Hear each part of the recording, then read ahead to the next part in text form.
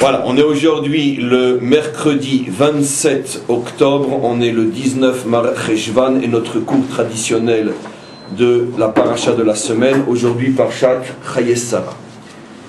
Et donc on va revenir sur une notion qu'on a déjà expliquée, mais comme on le sait, la Torah étant infinie, les explications sont comme elle infinies aussi, et à chaque fois on peut structurer, approfondir et expliquer d'une manière toujours plus profonde, qui nous amène à des compréhensions toujours plus complètes. En tous les cas, on voit quelque chose d'extrêmement bizarre, ce que j'appelle depuis des années les anomalies thoraïques, les anomalies bibliques, qui justement cachent et transmettent des messages extrêmement importants. On voit quelque chose de tout à fait incompréhensible, une anomalie colossale dans cette paracha. Juste à la fin de la paracha de la semaine dernière, c'est-à-dire lorsque Abraham et son fils reviennent de la Hakeda, reviennent de ce sacrifice arrêté au dernier moment, Abraham a une prophétie, c'est les derniers versets de la paracha de la semaine dernière. Abraham a une prophétie et on lui annonce, comme le commente Rashi, que son frère Nahor a lui aussi eu des enfants avec sa femme Milka. Il a eu 8 garçons. Le dernier de ces garçons s'appelle Bethuel, et Bethuel a eu une fille qui s'appelle Rivka. Rashi explique pourquoi à ce moment précis on lui révèle cette chose-là. Rashi dit parce que est arrivé le moment de marier Yitzhak. Yitzhak devait se préparer à ce mariage avec son âme sœur Rivka, jusqu'au sacrifice, jusqu'à cette élévation et du père et du fils. Yitzhak n'était pas encore prêt à pouvoir se marier. Quand je parle prêt, dans le sens bien sûr spirituel.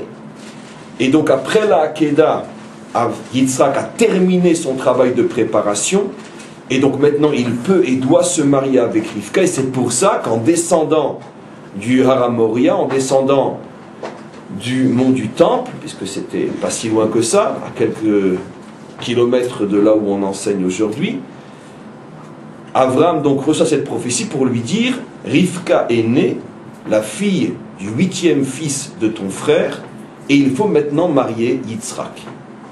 Donc, on voit clairement que Abraham sait, c'est une anomalie époustouflante, Abraham sait clairement où se trouve l'âme sœur de son fils. On ne peut pas être plus précis. Il connaît la ville, il connaît la famille, il va jusqu'à connaître le nom de la jeune fille. Rivka bat Bethuel. On ne peut pas avoir plus de renseignements à l'époque où il n'y a ni mail, ni internet, ni téléphone. C'est l'adresse. C'est le maximum de renseignements quand tu cherches quelqu'un à l'époque. Et voilà que lorsqu'il amène son serviteur et qui lui demande d'aller chercher une fille pour son fils, on voit qu'il est obligé de le faire jurer. Il lui demande de mettre la main près de l'endroit où se trouve la circoncision. On ne sait pas trop pourquoi. Rashi dit quelque chose qu'on va essayer d'interpréter. Mais il lui demande de mettre la main en dessous de la hanche, à côté de l'endroit de la circoncision, comme s'il y avait un lien entre la mission qu'il lui confie et la circoncision. Et il lui explique qu'il doit chercher une fille pour son fils dans le pays de ses pères, dans son lieu natal. Mais ce qui est absolument extraordinaire, c'est que la seule précision qu'il lui donne, c'est très global, le pays, le lieu natal. Aucune allusion au fait que cette fille doit venir de la famille de sa propre famille, donc son frère. On est tellement habitué à le penser qu'on ne se rend même pas compte quand on lit les versets, qu'il ne lui dit pas: tu iras dans la famille de mon frère. Il lui dit: tu iras dans mon lieu de naissance, le pays de mes pères. Mais le pays de ses pères, il a des millions d'habitants qui ne sont pas forcément sa famille. Donc, à part le pays, il n'y a pas d'indication quant à la famille à trouver. Pourquoi? Pourquoi Abraham reste-t-il à ce point flou, alors qu'il a l'adresse et le nom précis dans les mains? On continue l'anomalie. Eliezer arrive, et comme on le sait, il s'installe près d'une source d'eau. Il sait que c'est le moment où les filles de la ville sortent. Et à ce moment-là, comme on le sait, il prie, ou plutôt il pose des conditions tout à fait extravagantes. Il dit, celle qui viendra et à qui je demanderai de l'eau pour boire, donc un verre d'eau, et qui me proposera d'abreuver tous les chameaux, les 10 chameaux, chacun, comme on le voit par la suite du texte, accompagné par un cavalier, celle à qui je demanderai un verre d'eau et qui me proposera d'elle-même d'abreuver mes 10 chameaux, celle-là sera la femme de Yitzhak. Alors déjà le maître envoie Eliezer dans une aventure tout à fait incompréhensible, parce qu'au lieu de lui donner l'adresse, il le laisse trouver une fille au milieu de 150 millions d'habitants. Mais Eliezer surenchit sur cette aventure, puisque finalement il demande quelque chose qui est totalement impossible à réaliser. Il n'y a aucune chance au monde qu'une jeune fille à qui l'on demande un verre d'eau se propose d'elle-même d'abreuver 10 chameaux qui ont chacun à côté d'eux un homme robuste, un cavalier qui peut le faire de lui-même. Vous savez tous ce que boit un chameau, et vous imaginez le nombre de centaines de litres que cette jeune fille doit puiser seule pendant que les 10 cavaliers sont en train de jouer au chèche-bêche sur la pelouse. Mais quel est l'idiote qui va proposer une chose pareille? C'est pas être bon, c'est être d'accord. Donc si Eliezer voulait tout faire pour que ça ne marche pas, même s'il avait demandé qu'une martienne descende de Mars, c'était plus facile à trouver qu'une idiote qui propose de nourrir 10 chameaux quand on lui a rien demandé. Donc c'est clair qu'on ne comprend pas. C'est absolument incompréhensible. C'est pas fini. Quand après, finalement, il s'aperçoit que c'est elle, parce que ça a marché, il arrive dans la maison de Lavan, ou plutôt de Bethuel. Pendant le début du récit, Bethuel vit encore. On va voir qu'il va disparaître après. Et, au lieu, comme lui propose d'ailleurs Bethuel et Lavan, de se restaurer, de manger, etc., etc., tout de suite, il tient à raconter son histoire. Mais il aurait plutôt dû se taire, comme le font remarquer les commentaires. Parce que qu'est-ce qu'un papa sensé va penser d'un illuminé pareil? Et lui-même sent que son récit est tellement illuminé et invraisemblable pour des gens qui ont les pieds sur terre, que lui-même, à un certain moment, va changer une partie du récit, parce qu'il se dit, non, si ça je le dis aussi, ils vont vraiment me prendre pour un fanatique dangereux, auquel on ne confie pas une jeune fille de bonne famille. Qu'est-ce qu'il avait fait dans son illumination? Avant de lui demander son nom, il lui avait déjà donné les bijoux. Rachid dit, quand même, c'est l'argent de son maître, assure-toi d'abord que c'est bien la bonne. Rachid dit, il était tellement sûr que c'était la bonne qu'il lui a donné les bijoux avant de demander son nom. Mais quand il va rapporter tout le récit à la famille, il respecte tous les points du récit sauf celui-là. Je lui ai demandé son nom et après je lui ai donné. Quand même, Eliezer, t'es quand même pas un menteur. Comment tu oses changer l'ordre du récit? Rachid dit, parce que là, tout d'un coup, il a senti que s'il disait qu'il avait donné les bijoux avant le nom, là vraiment les parents diraient, écoutez, mon brave, passez une bonne nuit, demain on ira voir un médecin ensemble. Écoutez, vous donneriez votre fille à un illuminé pareil?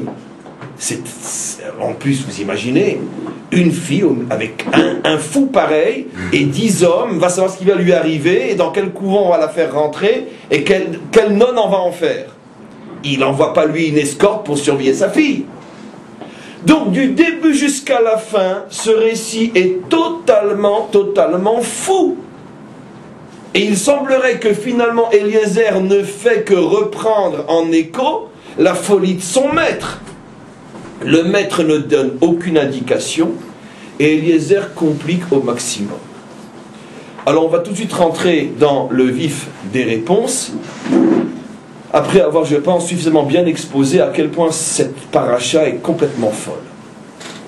En vérité, ce qui est extraordinaire, comme je vous l'ai fait remarquer, c'est que lorsque Abraham fait prêter serment à Eliezer, il l'oblige à mettre la main près de l'endroit qui symbolise la circoncision.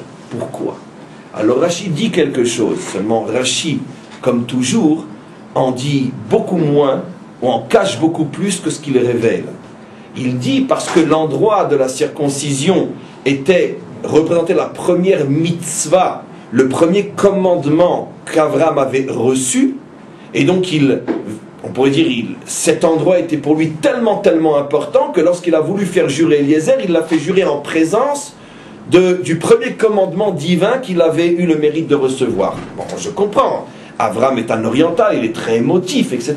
Mais ça ne nous explique toujours pas la véritable raison pour laquelle il le fait jurer à cet endroit-là. Alors ce qui est extraordinaire, c'est que vous remarquez deux choses. C'est que, comme on le sait, la circoncision a été donnée à l'âge de 8 jours. Et ce qui est encore plus extraordinaire, c'est que la Torah tient à nous préciser que Nahor a eu 8 fils. Et que Rivka était la fille du 8e, Bethuel. La fille du 8e. Donc on a une analogie entre la circoncision donnée le 8e jour et Rivka née du 8e frère. Mais en vérité, la circoncision a été donnée le 8e jour, mais Yitzhak lui-même est le produit du chiffre 8, puisque Yitzhak n'est né qu'après la circoncision d'Abraham. Et tant qu'Abraham n'était pas circoncis, il ne pouvait pas naître. Ce qui veut dire que, finalement, ces deux âmes sont toutes les deux liées par le chiffre 8. Yitzhak est le fils d'un homme circoncis, et la circoncision est représentée, comme on le sait, par le chiffre 8. Et Rivka est la fille, elle aussi, du 8e fils. Ce qui veut dire que les deux ont été engendrés par une matrice qui est sous le signe du chiffre 8. Et qu'est-ce que représente le chiffre 8 pour nous, nous le savons? C'est au-delà, au-dessus de la nature. Ce qui veut dire que Yitzhak est né seulement et uniquement à partir du moment où son père, sa mère, mais ici la circoncision c'est le père, est arrivé à s'élever au-dessus des lois de la nature. Et Rivka, elle aussi est née, bien que je peux imaginer les questions que vous aurez, mais on ne voit pas de l'autre côté cette notion de s'élever au-dessus d'eux, mais pour l'instant, on le dit tel quel, on l'expliquera après.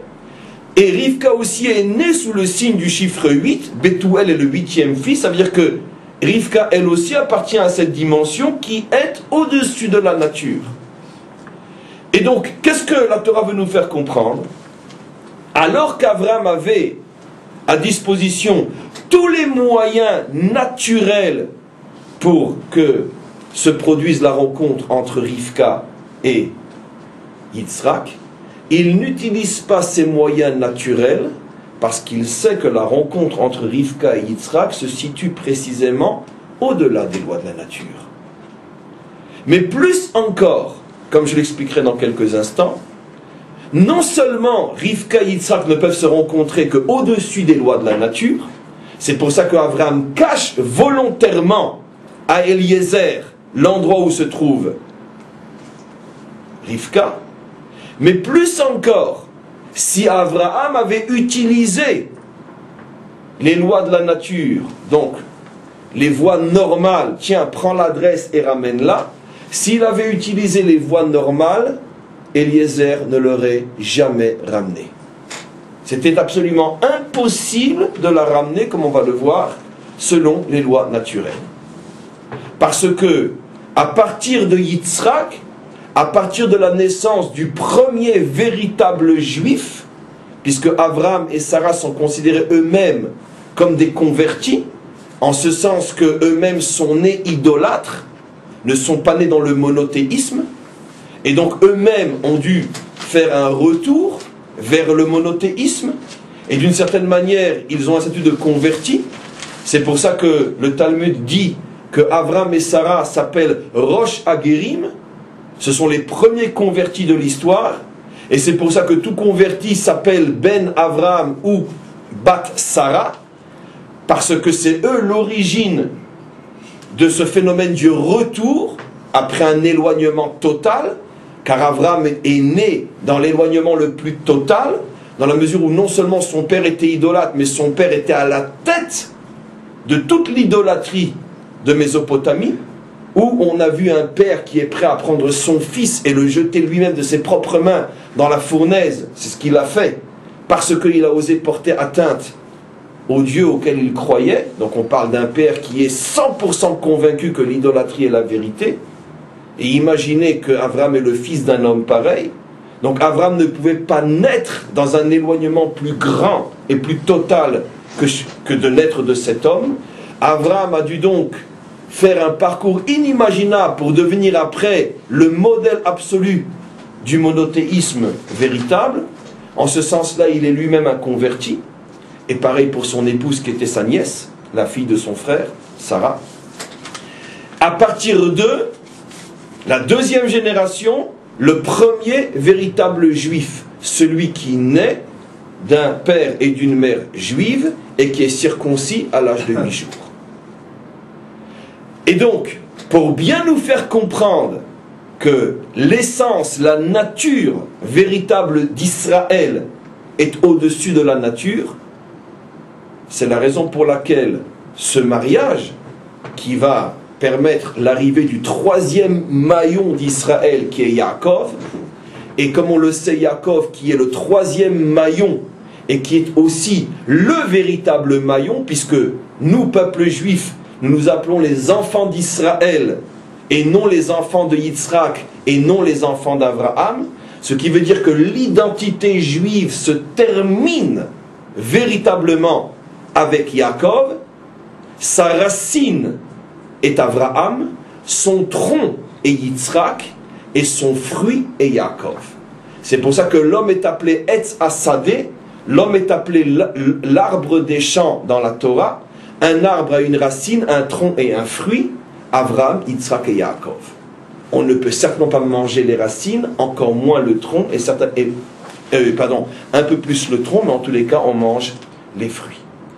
Donc c'est la raison pour laquelle, à partir de Yitzhak, commence véritablement l'identité juive, qui se complète et se termine avec Yaakov.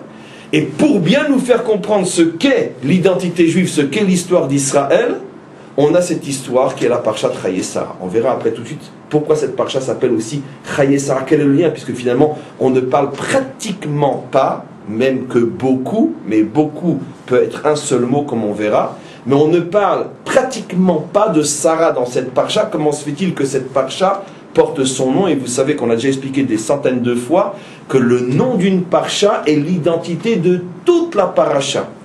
C'est d'ailleurs une science en soi qui est très peu connue et très peu répandue. Comment chaque passage d'une Parasha est lié directement au nom de la Parasha. C'est très difficile à prouver et à démontrer parce que très souvent, les sujets qui se succèdent dans une Parasha sont tellement apparemment loin du nom de la Parasha qu'on ne voit pas très bien le sens. Mais en vérité, chaque mot, chaque détail, chaque sujet d'une Parasha est le reflet direct du nom de la Parasha. Donc il va falloir comprendre aussi pourquoi cette Parasha s'appelle Chayei Sarah, la vie de Sarah, puisqu'elle ne parle pratiquement pas de Sarah, et même quand elle en parle, on parle de son enterrement et non de sa vie. Question connue, bien évidemment. En tout cas, ça on laisse pour la suite du cours. Donc maintenant on comprend. Abraham dit à Eliezer, mets ta main à côté de l'endroit où je suis circoncis. Ça veut dire, si tu me demandes, Eliezer, pourquoi je ne te dis pas où se trouve cette fille? Parce que Eliezer était le Ish Sodo, comme on le sait, le confident, l'ami intime. C'était pas seulement le serviteur, c'était l'élève, le confident, le compagnon d'Abraham. Et Eliezer, qui accompagnait Abraham depuis des décennies, était suffisamment proche de son maître pour sentir et ressentir son maître. Et donc, il est clair que Eliezer, lorsqu'il se trouve devant une mission pareille, il regarde son maître d'une drôle de manière. Enfin, tu m'envoies où? Tu m'envoies à l'aveuglette? Comment tu veux que je te ramène l'âme sœur de ton fils sans aucune indication? Car il est bien clair que Eliezer, étant l'élève et le compagnon d'études d'Abraham depuis des décennies, il est bien clair qu'il sait qu'Abraham ne lui demande pas de ramener la première passante venue dans son pays natal. Il lui demande de ramener l'âme sœur de Yitzhak. Et Eliezer sait très bien que si Abraham lui demande maintenant de la ramener, c'est parce que certainement il a une indication maintenant et pas avant de l'existence quelque part de cette âme sœur. Eliezer connaît trop bien son maître pour ne pas savoir qu'Abraham ne fera jamais une chose pareille de son propre chef. C'est clair qu'il a reçu une indication céleste qui lui donne le signal de la recherche de cette fille. Donc comme il s'agit de quelque chose qui bien évidemment vient d'en haut, comme il s'agit de ramener l'âme sœur de Yitzhak, comment tu veux que je la trouve avec si peu d'indications? Et donc automatiquement, c'est la question qu'il demande. La Torah ne dit pas tout ce qu'était l'échange, le dialogue entre les deux. La Torah ne parle que de l'essentiel et elle suggère le reste. Automatiquement, Abraham s'entend qu'Eliezer trouve cette mission complètement impossible.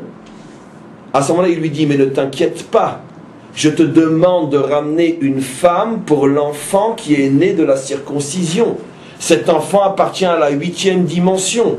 Donc comme cet enfant appartient à la 8e dimension, il est clair que ce n'est pas par des voies naturelles qu'on va trouver son âme sœur, ça ne peut être que par des voies complètement surnaturelles. Et si tu me demandes pourquoi, mais parce que justement le peuple juif est né pour vivre naturellement au-delà de la nature. La véritable nature d'Israël, c'est de vivre au niveau des miracles. Et Abraham lui donne un remède, une allusion extraordinaire à ça. Il le fait jurer par le Dieu du ciel et de la terre.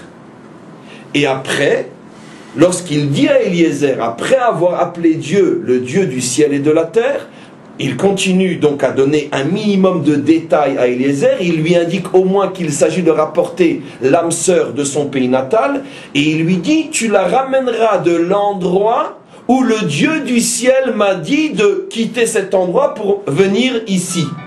Et à ce moment-là, Dieu est appelé le Dieu du ciel uniquement et non le Dieu du ciel et de la terre.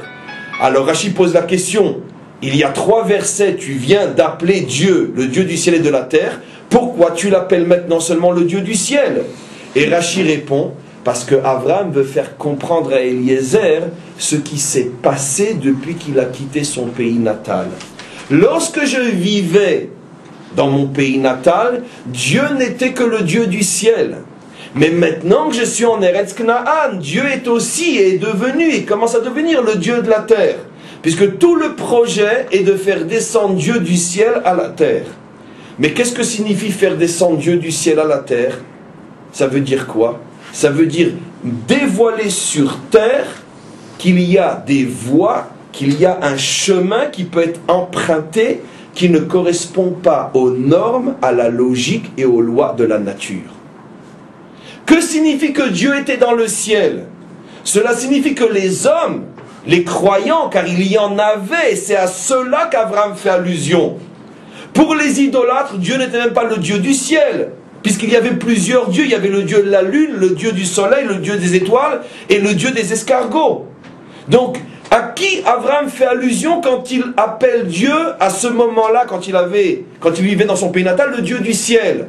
Mais il faisait allusion à tous les croyants comme lui. Il y en avait quelques milliers sur terre.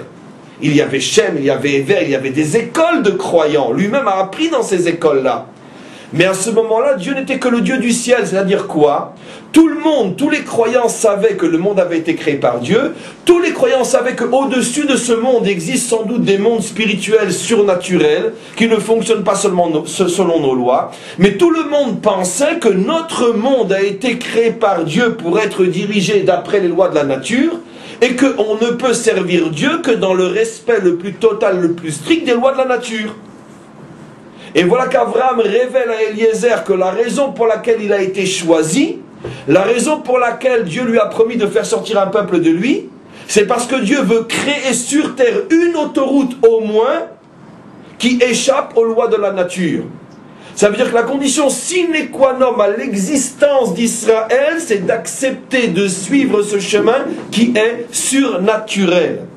Surnaturel signifie que ceux qui vont avancer sur ce chemin vont être visiblement pris en charge par des normes, par une logique, par des lois qui échappent à celles de la nature. Donc on comprend très bien maintenant pourquoi Abraham ne donne pas l'adresse à Eliezer. Pourquoi? Parce que non seulement si tu as l'adresse, tu vas donc te comporter selon les lois de la nature, et ça va donc contredire ce pourquoi j'ai été choisi, et ça va contredire l'essence de cet enfant qui est né le 8e jour, mais plus encore, comme je vais commencer à l'expliquer tout de suite, si je te fais avancer d'après les lois de la nature, ça ne marchera pas. Et c'est ce qu'on voit dans la suite du Sippour. Quel intérêt alors Hachem de lui donner? Fallait pas qu'il... Comment? Quel intérêt qu'Hachem a lui donné à... Mais Hachem indique... Parce que ça sert à rien. Je réponds de deux manières, la question est bonne. Première réponse, très simple, Hachem indique à Yitzhak, à Abraham, il est pas en train de lui donner l'adresse. Il lui dit, sache que la fille de ton neveu est née, et je veux que ça soit la femme de ton fils. Maintenant, automatiquement, forcément, il lui donne l'adresse, mais l'intention n'est pas de lui donner l'adresse, l'intention est de lui révéler que l'âme sœur est Rivka. Maintenant, automatiquement, si c'est Rivka, la fille de mon neveu Bethuel, qui est le fils de mon frère, donc automatiquement, je sais où elle est. Mais il ne lui a pas donné l'adresse pour lui donner l'adresse. Première réponse technique. Il lui a simplement révélé le nom de celle qui était l'âme sœur de son fils. Deuxième réponse un peu plus profonde. Effectivement, vous avez raison. Même si ce n'est pas l'intention de Dieu que de lui révéler le nom de l'âme sœur. Mais maintenant, il a l'adresse dans les mains, pourquoi il ne la donne pas? Parce que justement, c'est ça aussi l'épreuve d'Abraham.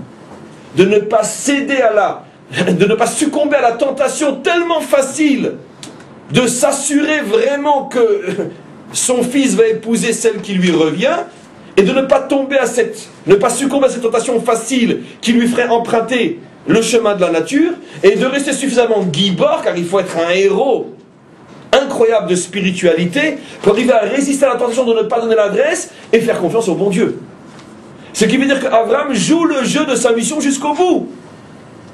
Si je devais donner un exemple qui ressemblerait peut-être à celui-là, avant de donner, j'ai déjà des exemples qui ne sont pas les miens, qui sont bibliques, je vous en rapporter un tout de suite, mais si on devait donner l'exemple, imagine-toi que par exemple qu'un père a reçu l'assurance que la vie de son enfant serait surnaturelle, et qu'à un moment donné l'enfant est malade, le père a dans les mains le remède, le médicament qui soigne, il s'abstiendrait de lui donner parce qu'il sait que Dieu lui a dit ne t'inquiète pas, cet enfant est dans mes mains et il suivra le chemin de la surnature.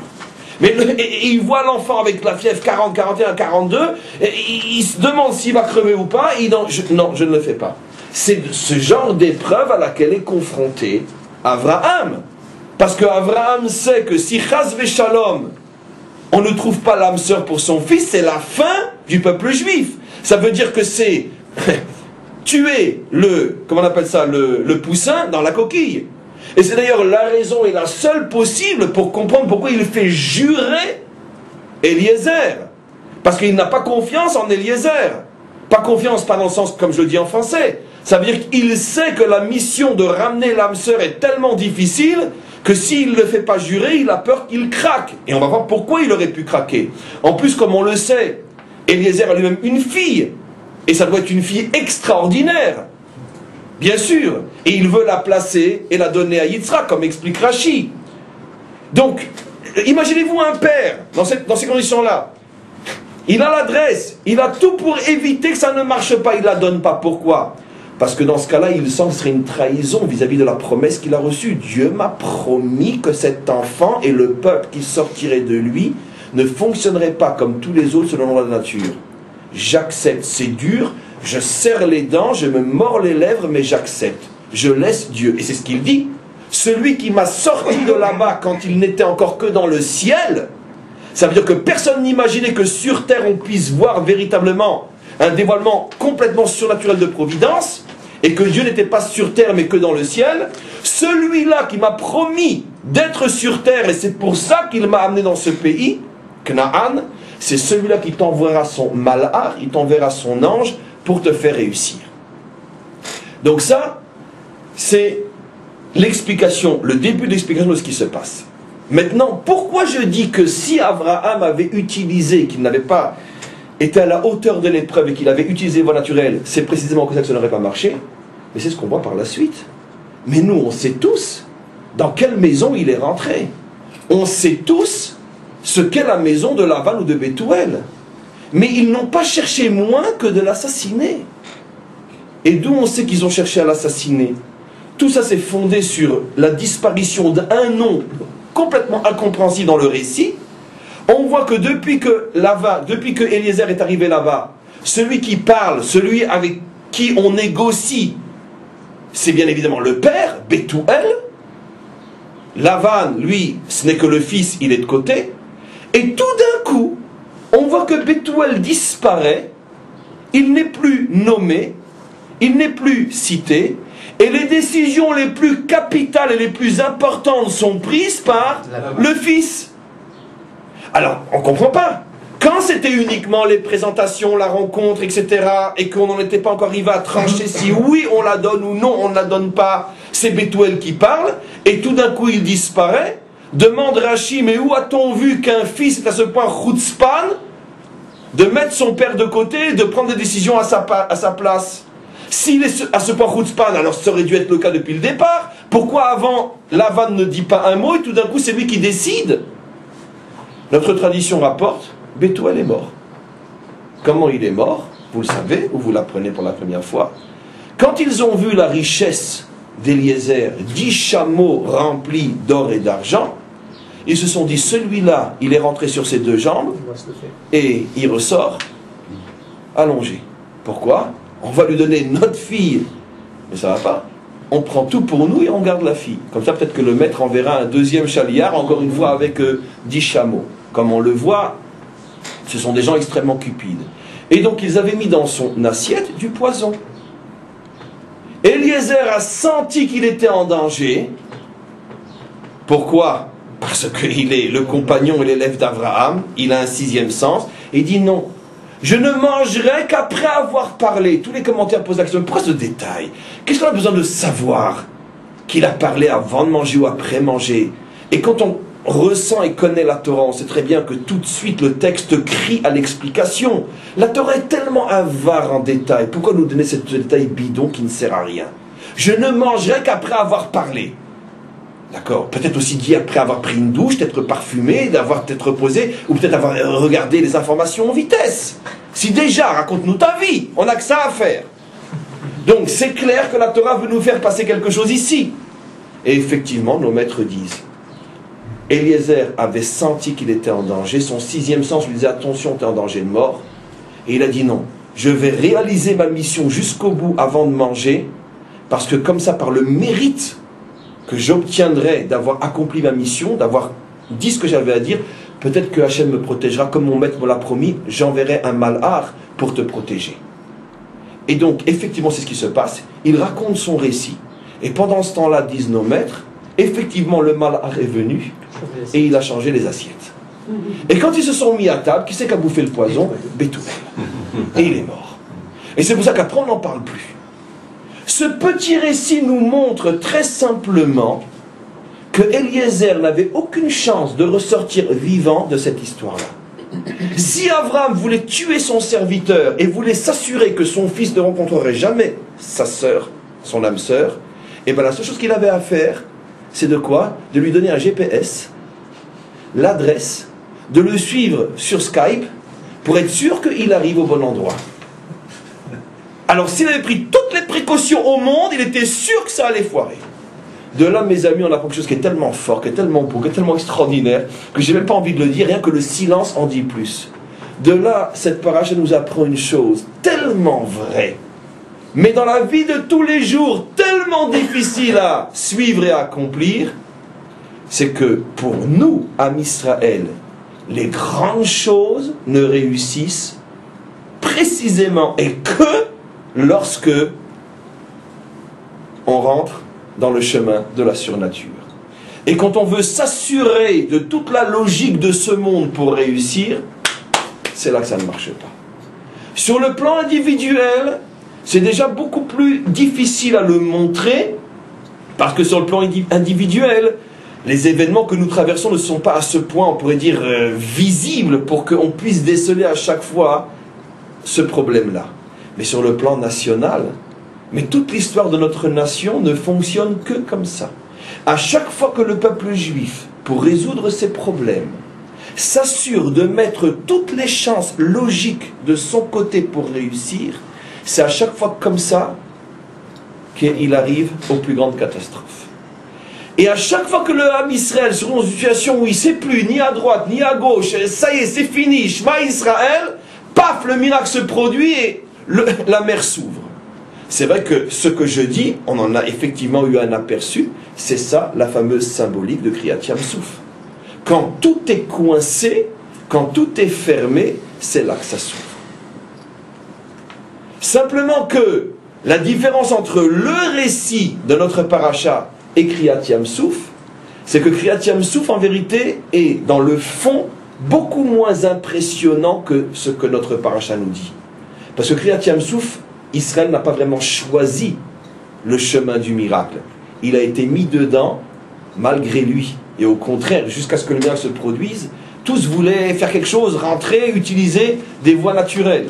On rentre, on se bat, on se noie, on se suicide, on s'enfuit. Personne ne pensait qu'on pourrait s'en sortir autrement que par des voies naturelles, quitte à utiliser la dernière voie naturelle possible, le suicide. Mieux vaut se suicider que de tomber dans leurs mains. Mais tandis que l'histoire de Abraham est beaucoup plus haute au niveau du fond. Parce que là, Abraham avait tous les éléments pour emprunter le chemin de tout le monde, et il a décidé de son plein gré d'emprunter le chemin de l'impossible. Et c'est comme ça que ça a marché. Alors pourquoi il fait ça? Maintenant on a compris. Pas seulement, comme j'expliquais dans la première partie du cours, parce que Yitzhak et Rivka doivent se marier au niveau du chiffre 8, ça veut dire doivent être au-dessus de la nature. Deuxième partie du cours qui complète la première, comme je viens d'expliquer, c'est parce que non seulement il faut être au-dessus de la nature, mais si on n'accepte pas d'être au-dessus de la nature, ça ne marchera pas. Ce qui veut dire qu'à partir du moment où Yitzhak est circoncis, c'est pas seulement que Dieu permet à ce peuple d'être au-dessus de la nature, mais Dieu finalement nous a aussi et en même temps fermé les voies de la nature. Ce qui marche pour tout le monde ne marche plus pour nous. Quel est le plus grand crime intellectuel, pour ne pas dire plus, parce que malheureusement ça se traduit aussi par de la violence physique, mais quel est le plus grand crime, au moins intellectuel, que peut commettre un dirigeant juif, aujourd'hui dans toutes les générations? Dire, de la même manière que nous avons vu que les nations se retrouvant devant un problème X ou Y ont su le résoudre de telle ou telle manière, pourquoi nous n'y arriverions pas? Si les catholiques et les protestants ont pu faire la paix en Irlande, pourquoi n'arrivions-nous pas, nous, à faire, etc. Si les guerres de 100 ans ont trouvé une fin heureuse, pourquoi notre guerre de 100 ans ne trouverait pas une fin heureuse? Si eux ont réussi, pourquoi nous ne réussirions pas? Quel est le crime intellectuel dans cette approche-là? C'est que si tu prends comme modèle pour toi ce qui se passe chez les autres, tu t'assures, avant d'avoir commencé à essayer, de la catastrophe. Pourquoi? Leur modèle n'est pas le nôtre. Ça marche chez eux, ça ne marche pas chez nous.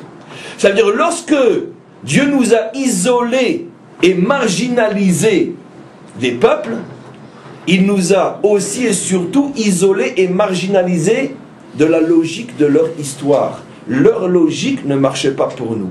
Et c'est précisément quand on sort de cette logique que ça commence à marcher. On continue. Pourquoi Eliezer surenchit?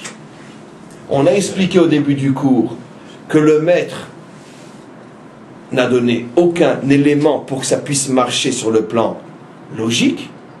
Mais pourquoi Eliezer en fait plus? Et d'où je vous ai montré qu'il en fait plus, c'est quand il ose lui poser une condition que son maître n'a sans doute même pas imaginé dans ses rêves métaphysiques les plus élevés, c'est qu'Eliezer ose poser la condition qui n'a aucune chance de réussir.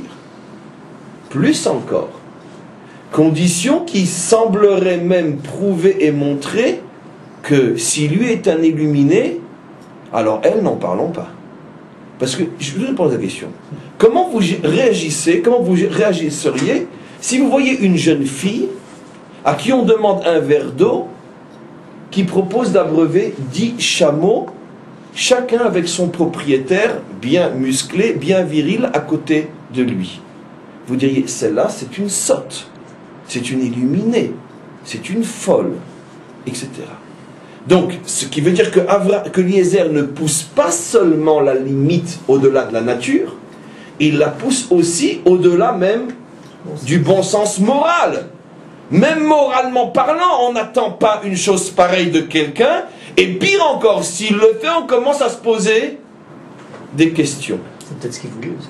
Et quoi, il voulait une folle pour Yitzhak? Pour voir s'il trouve personne qui met.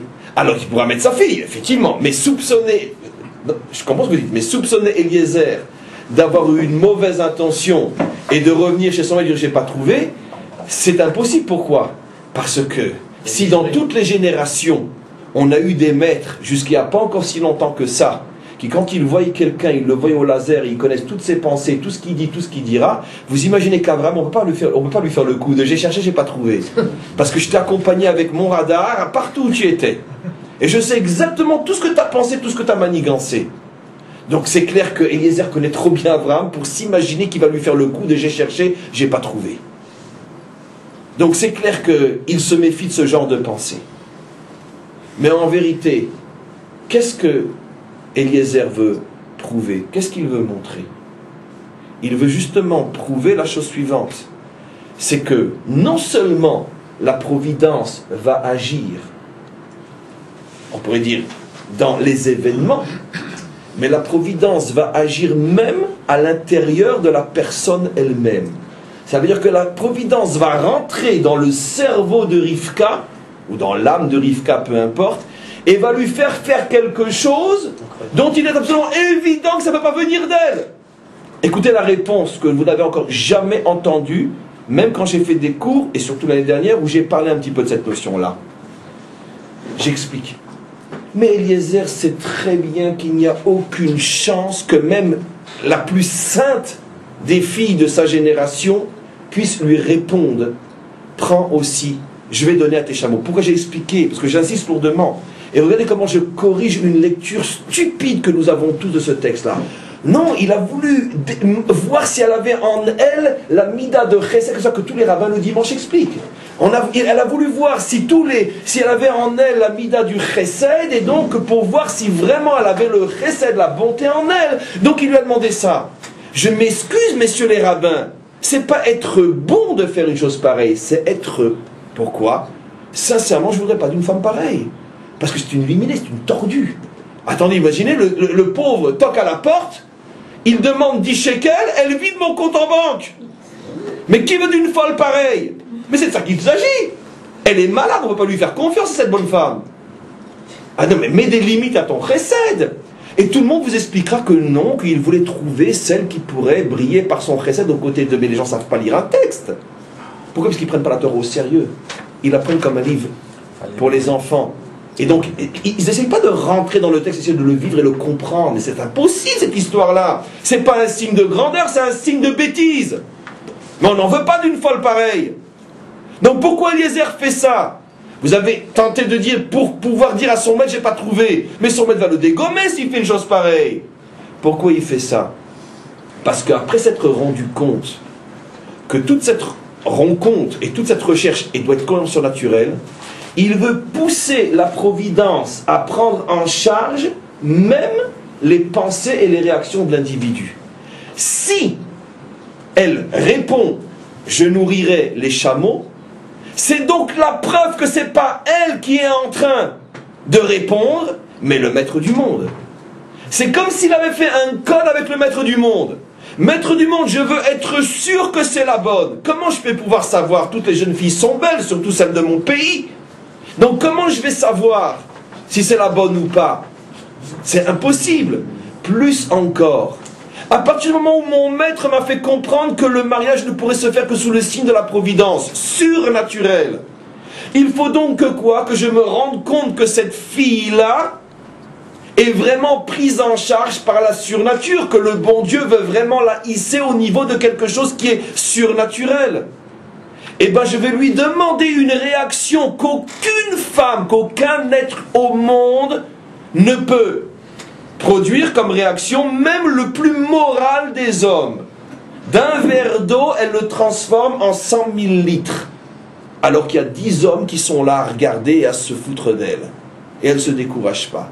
Si elle fait un truc pareil, qu'est-ce que ça prouve? Qu'à ce moment précis, elle est devenue le robot de la providence. Et si elle est le robot de la providence, c'est le signe comme quoi le maître du monde est dans ce mariage. Vous avez vu cette réponse-là? Le maître du monde est là. Ce qui veut dire que non seulement il a accompli sa mission, mais encore plus fidèlement que son maître ne l'aurait imaginé. Il a tellement compris à quel niveau doit se situer la naissance d'Israël, qu'il est encore, on pourrait dire, il est le maître de son maître, il est plus royaliste que le roi.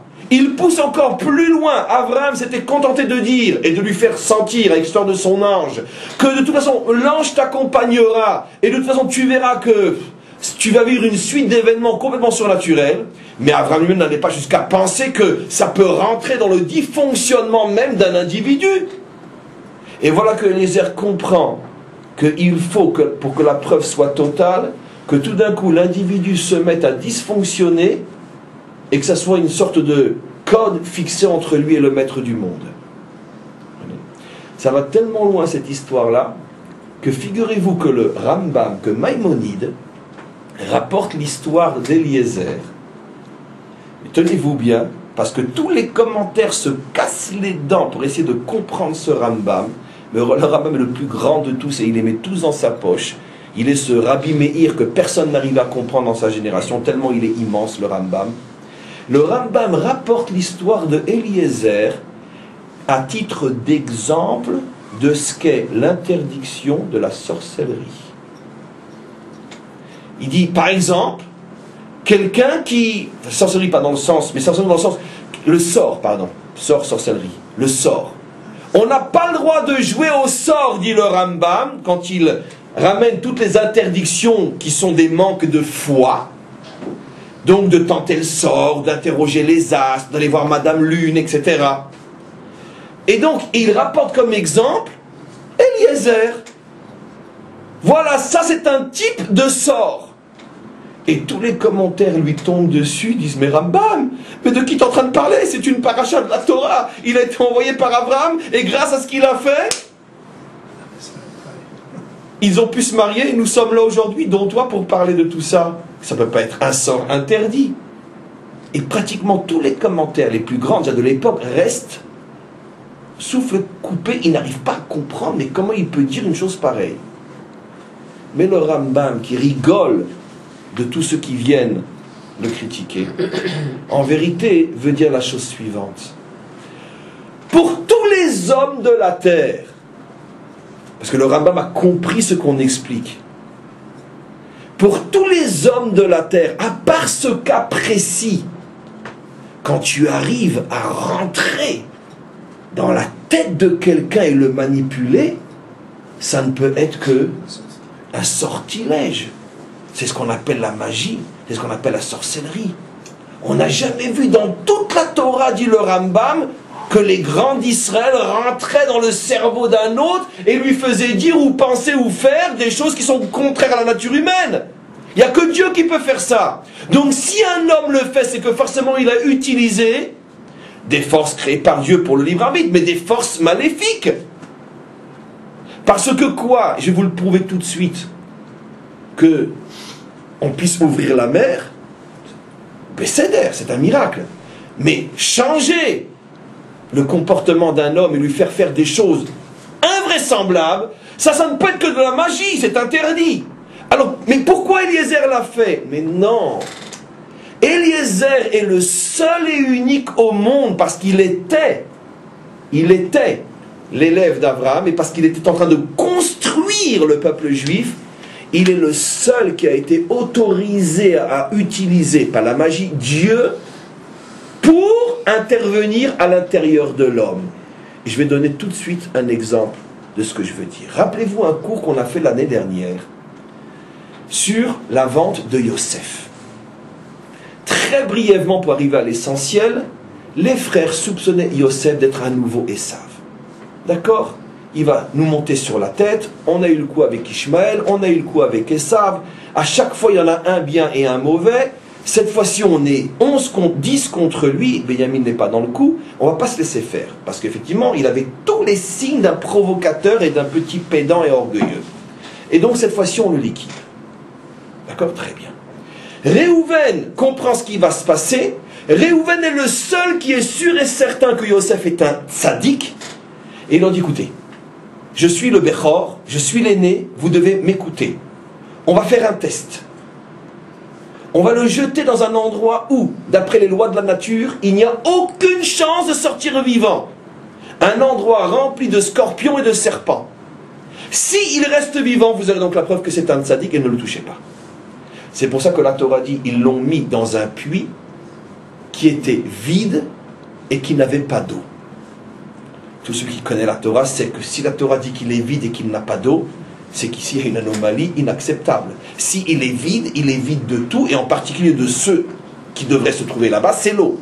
Donc c'est une répétition. S'il est vide, c'est sûr qu'il n'y a pas d'eau. Parce que généralement, qu'est-ce qu'il y a dans un puits? De l'eau. Donc s'il est vide, il n'y a pas d'eau.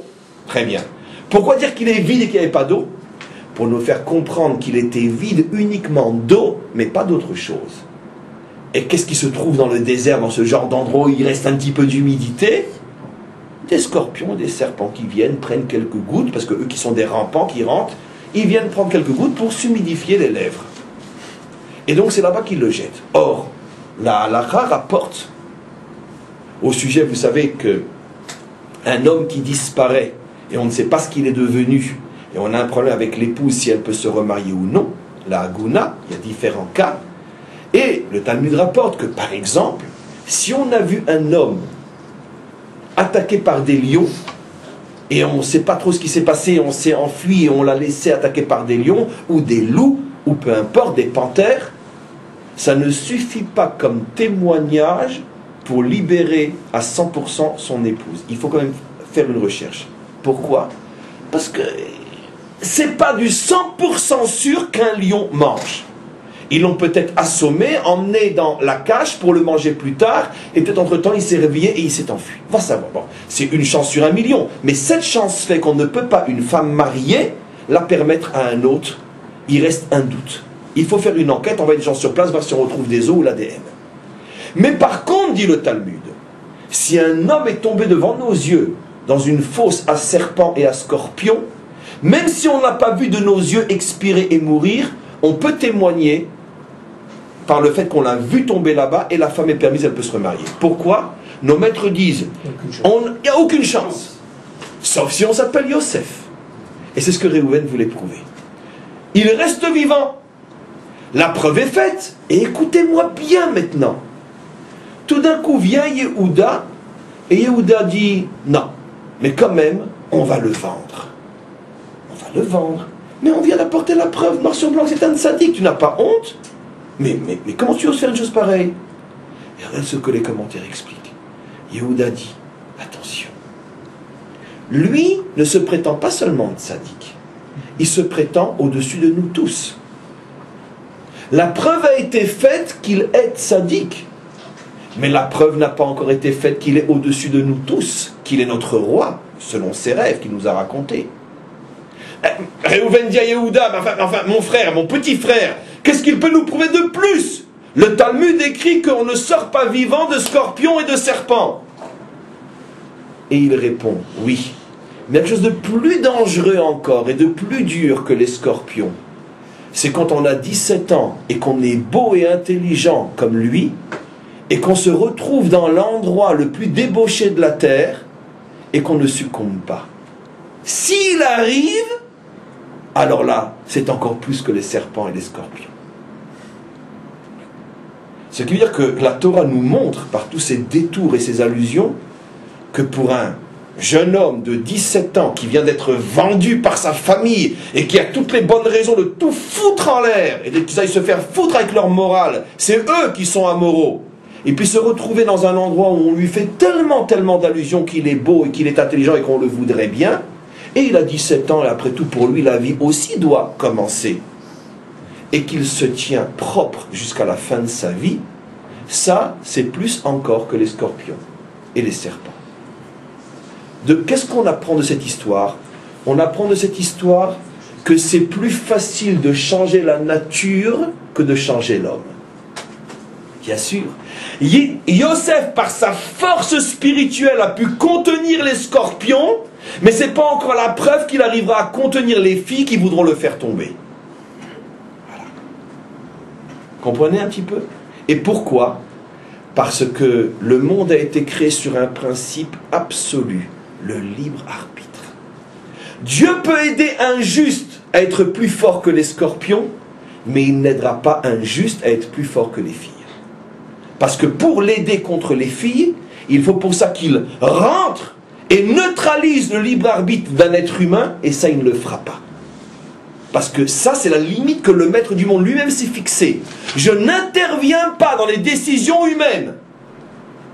Et donc, quand Yosef rentre en Égypte, il rentre dans une arène sans filet. Un gladiateur qui doit se battre contre des monstres, sans protection, sans bouclier et sans glaive. À main nue, il doit se battre contre eux, des tas de monstres. C'est plus dur pour lui que de se battre contre les scorpions. Parce que les scorpions ne sont que des créatures, ce ne sont pas des humains. Donc Dieu peut les manipuler. Ne touche pas à mon fils, ne touche pas à mon tzaddik. Mais une fille, il ne le fera pas. Pourquoi? Parce que là, c'est rentré dans l'être humain. Il ne le fait pas.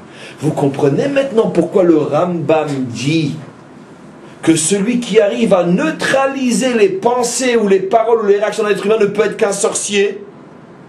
Parce que c'est sûr qu'il ne peut pas utiliser Dieu pour ça.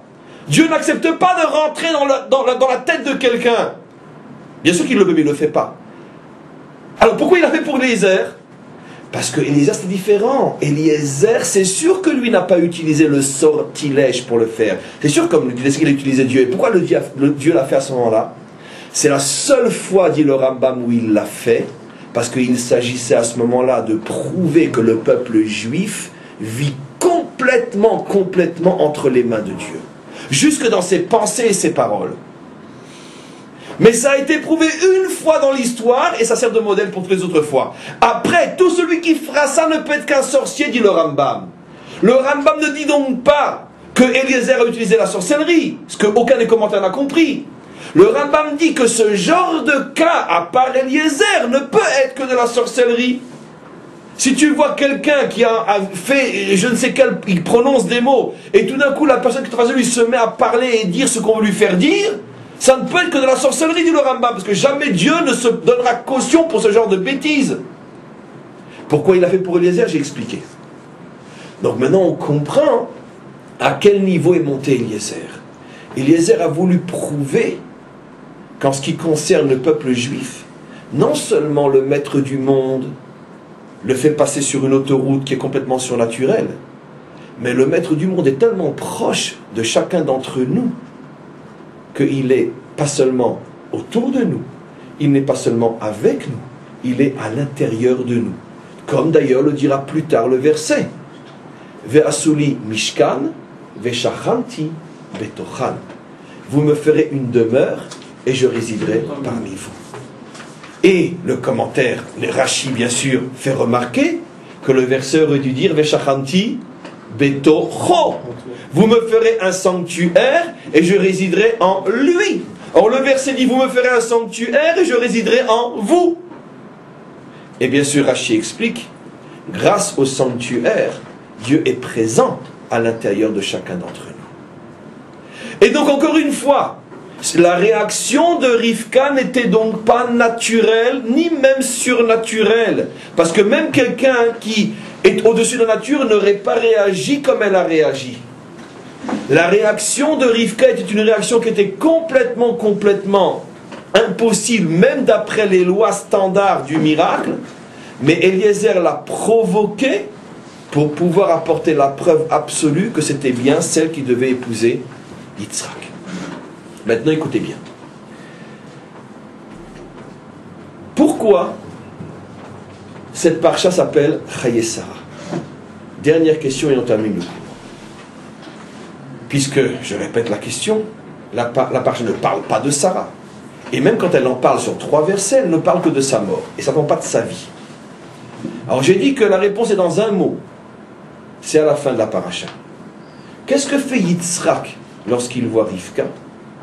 D'ailleurs, il y a un passage aussi extra que vous reverrez. Dès que Yitzhak arrive au loin, et elle voit, et dès que Rivka arrive et qu'elle voit Yitzhak, le texte dit, le verset, pardon, elle est tombée de son chameau. Ça veut dire qu'elle a eu un choc, et elle est littéralement tombée. En français moyen, le coup de foudre. Ça veut dire qu'elle a senti que véritablement, cet homme qu'elle voyait au loin était véritablement son frère, son âme frère. Et donc elle a eu un tel choc en le voyant, elle l'a reconnu de loin, puisque les âmes se connaissent, elle l'a reconnu, elle est tombée.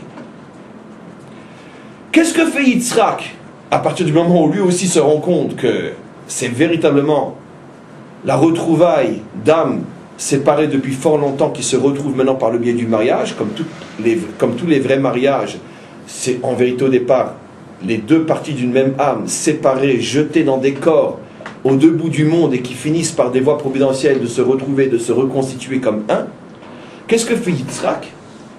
Il l'amène dans la tente de Sarah, sa mère, et après il est dit qu'il a trouvé consolation. Il a épousé Rivka et il l'a aimée.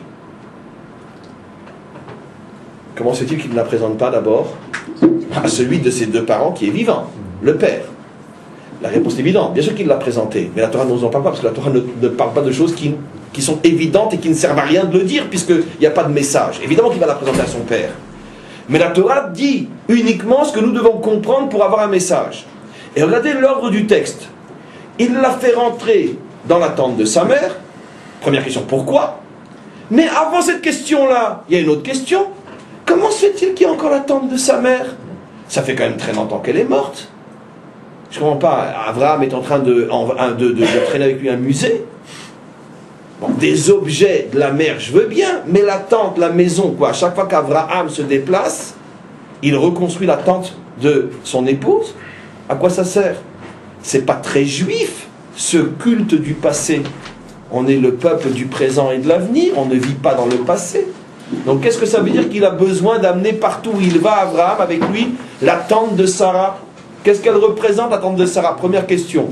Deuxième question, pourquoi il amène Rivka dans la tente de sa mère? Et pourquoi l'ordre est inversé? Il l'a mariée, il l'a aimée, et il s'est consolé de sa mère. D'abord, pourquoi tu nous dis d'abord qu'il l'a aimée après qu'il s'est marié avec elle? Ben oui, on peut bien imaginer que si c'est avec elle, il l'a aimée. Dis-nous aussi quel genre de smoking il avait le jour de son mariage. Et qui était le photographe. Et quel genre d'orchestre ils ont fait venir. Encore heureux qu'il l'a aimé. Sinon, où on va? Donc pourquoi tu as besoin de le dire? Pourquoi ces détails stupides? Depuis quand un homme épouse une femme, surtout un couple comme eux, et qui ne l'aime pas? Alors il a épousé pourquoi? Donc ici c'est clair qu'il y a une intention, il y a un message. Et je réponds à toutes les questions par une seule réponse. Pourquoi cette parcha s'appelle Chayei Sarah? Mais parce que Sarah était vivante. Et pour bien nous faire comprendre qu'elle était vivante, sa tente était toujours là. Et Abraham, partout où il allait, construisait la tente. Et cette tente, c'était quoi? C'était l'endroit où se manifestait la présence divine, la Shrina. C'est ce que Rashi nous dit. Il y avait en permanence, 7 jours sur 7, une bougie, Hanouka toute l'année. Une bougie qui brillait et qui ne s'éteignait pas, 365 jours sur 365. Et le pain aussi. Et le pain, quand Abraham ou ses servantes faisaient du pain, avant tout on amenait la pâte dans la tente de Sarah Elle montait d'une manière vraiment surnaturelle, et avec un petit morceau de pâte, on pouvait nourrir des milliers d'invités. N'oublions pas qu'Abraham nourrissait à ses tables des centaines d'invités tous les jours. Il fallait assumer, pas de problème. Comme du vivant visible de Sarah. Du vivant visible de Sarah, Sarah prenait un kazaït de pâte d'isnomètre, elle mettait ses deux mains dessus, et la pâte gonflait de quoi nourrir tous les invités du Shabbat, des centaines. Et bien ça a continué, ça. Donc Sarah était là. Elle n'était pas visible à nos yeux de chair et de sang, mais elle était là au niveau de sa fonction. La Shekhinah était là grâce à elle. La lumière qui représente toute l'inspiration spirituelle de son mari était là aussi grâce à elle. Tout était là, rien n'avait bougé. Alors maintenant on comprend ce que fait Yitzhak. Yitzhak fait rentrer Rivka dans la tente de sa mère. Et à ce moment-là, il y a plusieurs explications, je vais en choisir une. À ce moment-là, qu'est-ce qui s'est passé? La présence divine, ce sont bien sûr que des perceptions spirituelles ou prophétiques, la présence divine qui était constamment au-dessus du lit de Sarah s'est déplacée et s'est mise au-dessus de la tête de Rivka. La bougie a commencé à pencher du côté de Rivka. Et il lui a fait le test de la chala. Elle a mis ses mains sur le kazaït et le pain a gonflé. Elle a dit, c'est bon. Et à ce moment-là, il y a eu un passage de pouvoir. On a fermé pour toujours la tente de Sarah. Et à ce moment-là a commencé l'histoire de la tente de Rivka. Ça veut dire que la Shrina a changé de tente. Rivka est la digne héritière de Sarah. Donc on comprend que finalement, si ce passage-là nous est dit qu'à la fin de la paracha, c'est pour nous faire comprendre que toute la paracha est justement sous le signe de cette femme miraculeuse qui est Sarah, qui devait trouver une héritière.